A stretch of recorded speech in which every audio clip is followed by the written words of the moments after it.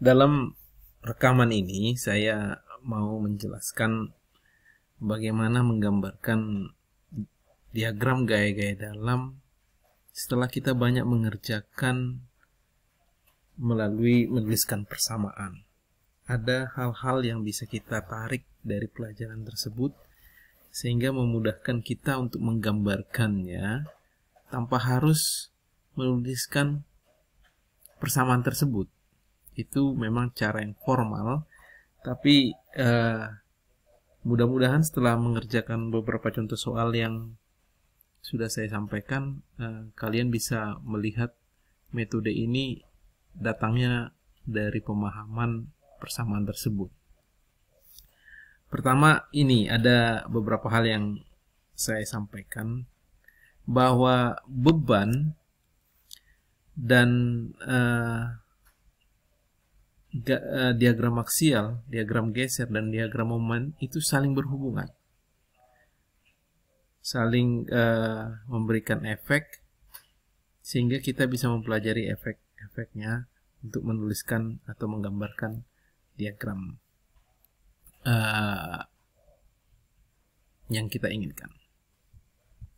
Yang pertama, coba kita lihat hubungan antara reaksi perletakan dan bidang geser.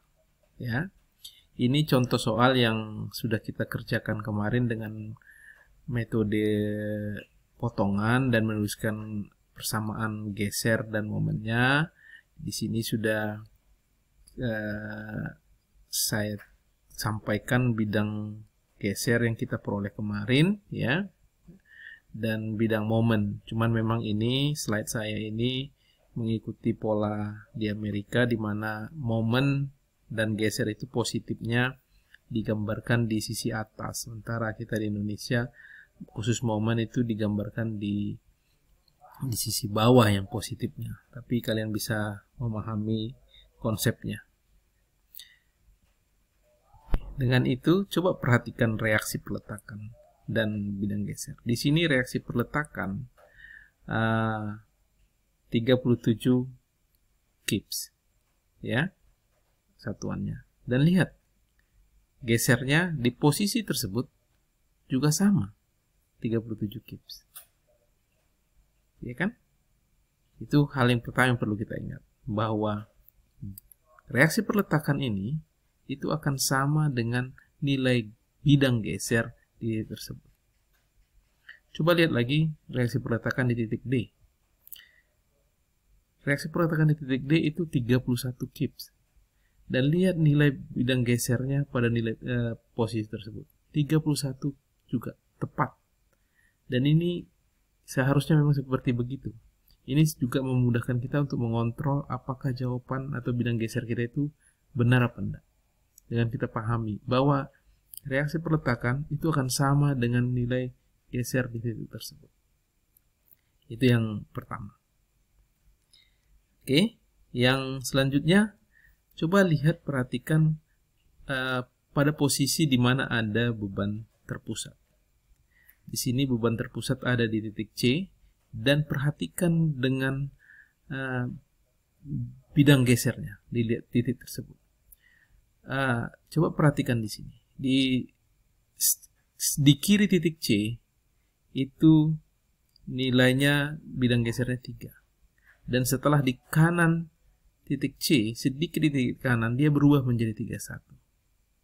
Berapa perbedaan antara lompatannya, berapa lompatan bidang gesernya? Itu adalah tepat sama dengan point load yang ada pada struktur-struktur tersebut.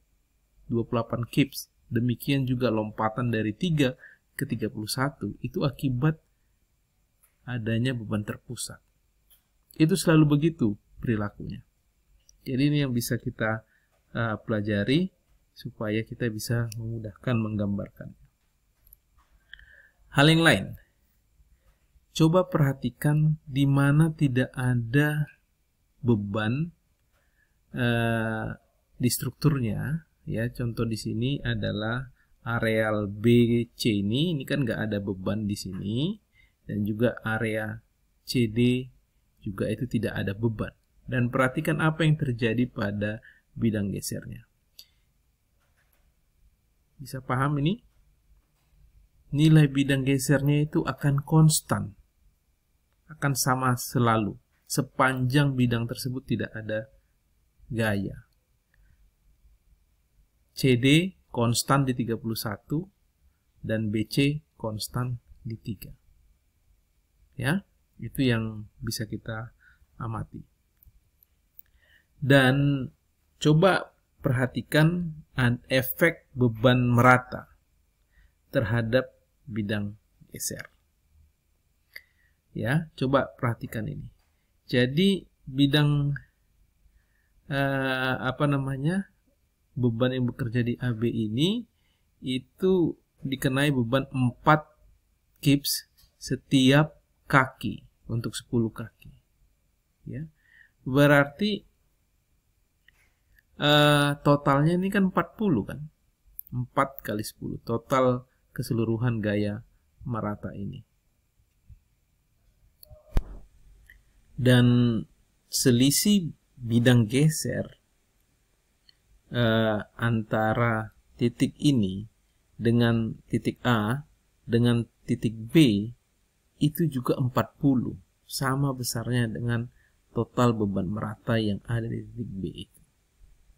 Jadi memahaminya begini, 4 kips ini, 4 satuan gaya per satuan panjang, itu artinya turun arah gayanya ke bawah setiap satu satuan kaki gitu ya, 4 turun. Jadi setiap kaki itu turun 4 sampai 10 kaki. Jadi 37 ini dia efeknya adalah kepada bidang geser. 37 itu berkurang 4 setiap kaki. Berkurang 4 sampai akhirnya setelah 10 kaki dia sudah berkurang 40. Makanya berakhiran jadinya 3. Jadi 37 berkurang 4. Makanya dia selalu beda antara titik A dengan titik B, satu titik maksudnya beda antara 2 titik yang dimana ada beban merata itu sama dengan total beban merata itu sendiri. Ya, itu. Terus hal yang lain, coba perhatikan ini hubungan antara bidang geser dengan bidang momen.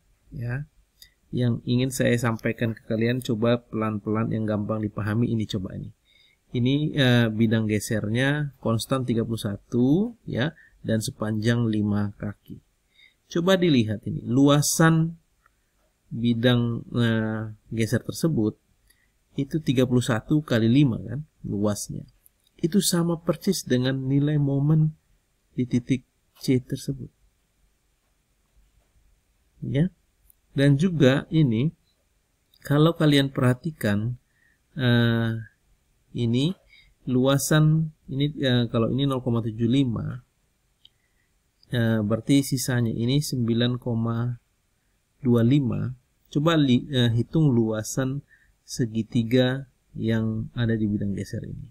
Berarti kan 37 kali 9,25 kali setengah alas kali tinggi, atau alasnya 9,25, tingginya 37, itu setengah alas kali tinggi, itu hasilnya itu 171,125. Itu sudah saya cek.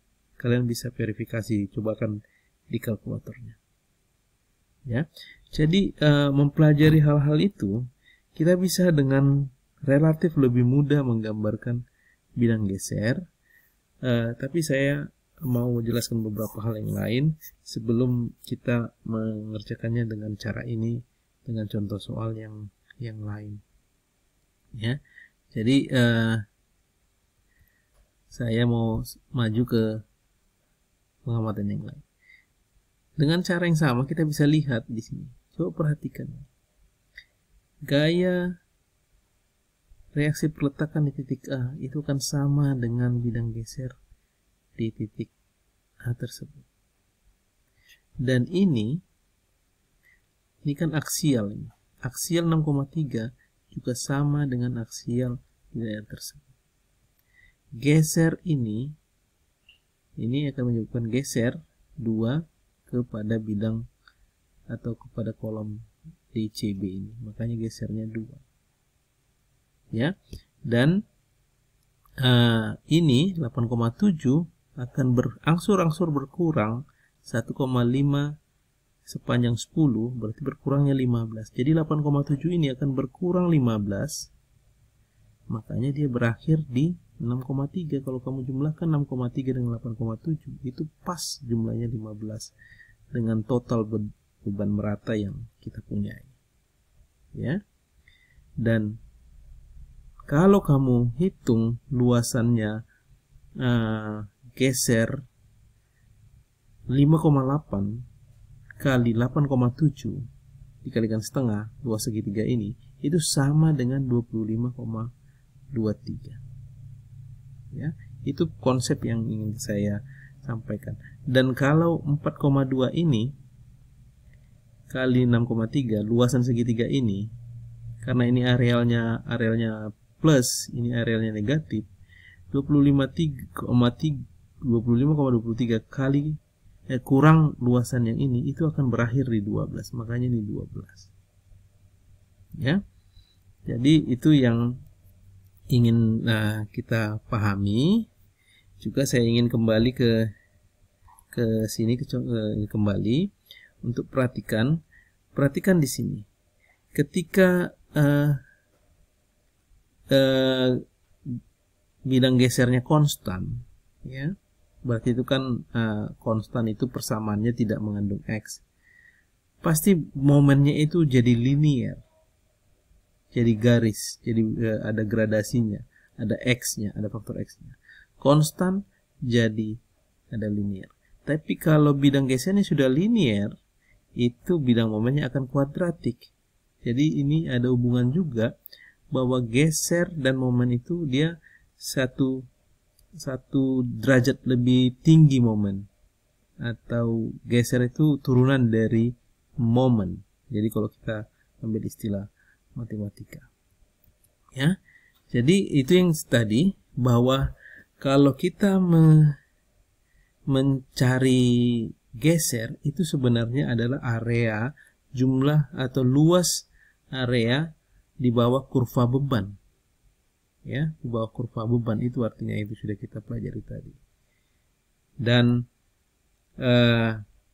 sebaliknya, kalau beban itu adalah turunan dari geser. Ya, dan turunan itu adalah kemiringan kurvanya sebenarnya. Makanya tadi kemiringan bebannya, kemiringan bidang geser itu seiring dengan berkurangnya bebannya. Nah, makanya dengan konsep itu, kalau bebannya itu derajatnya n, itu V-nya akan bertambah derajatnya, n plus 1. Jadi kalau bebannya merata, itu gesernya akan jadi linear. Kalau bebannya linear, gesernya akan jadi kuadratik. Demikian juga untuk momennya akan naik satu tingkat lagi daripada geser. Karena momen adalah luasan di bawah kurva beban, kurva geser antara dua titik, titik A dan titik B. Dan geser itu adalah turunan dari momen. Jadi nanti kemiringan dari kurva momen itu adalah gesernya. Jadi itu makanya kita mencari nilai maksimum itu sama dengan 0, itu sama dengan geser. Saya kemarin di contoh soal sudah saya sampaikan hal tersebut. Dan sama halnya dengan itu tadi, dengan hubungan antara beban dengan geser, hubungan antara geser dengan momen juga seperti demikian. Kalau gesernya derajatnya n, maka momen akan naik satu level. Kalau gesernya linear, maka momennya akan parabolik. Kalau gesernya parabolik, maka momennya akan kuadratik. Demikian hubungan antara beban, geser, dan momen yang perlu kita pahami supaya memudahkan kita menggambarkan bidang-bidang gaya dalam tersebut.